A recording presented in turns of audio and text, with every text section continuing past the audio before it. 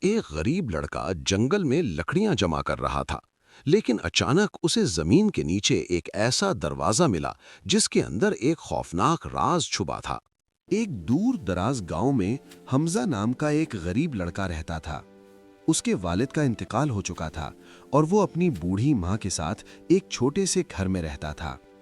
حمزہ ہر روز جنگل میں جا کر لکڑیاں جمع کرتا اور انہیں بیچ کر گھر کا خرچ چلاتا تھا۔ ایک دن جب وہ جنگل کے اندر بہت دور تک چلا گیا تو اچانک اس کا پاؤں کسی سخت چیز سے ٹکرایا۔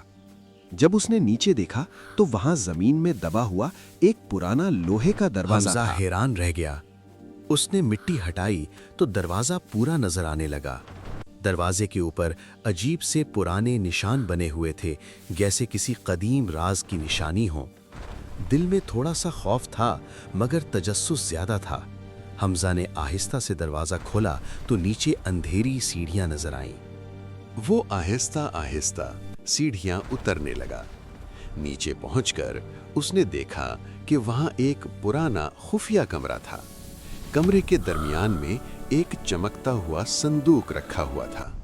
حمزہ نے ہمت کر کے صندوق کھولا۔ جیسے ہی صندوق کھلا، کمرے میں تیز روشنی پھیل گئی۔ اسی لمحے ایک گونجتی ہوئی آواز سنائی دی۔ آواز نے کہا، جس نے یہ صندوق کھولا ہے وہ ایک بڑے امتحان کے لیے منتخب ہوا ہے۔ حمزہ گھبرا گیا اور ادھر ادھر دیکھنے لگا۔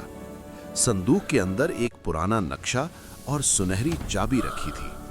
اگلے دن حمزہ نقشہ لے کر دوبارہ جنگل گیا۔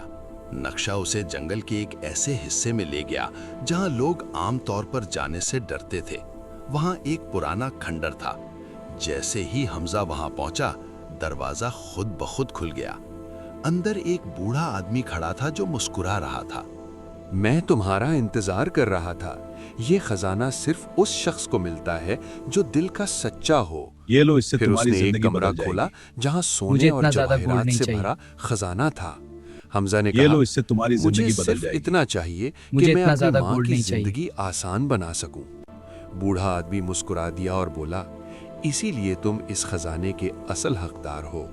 اس دن کے بعد حمزہ کی زندگی بدل گئی، مگر اس نے اپنی نیکی اور سادگی کبھی نہیں چھوڑی۔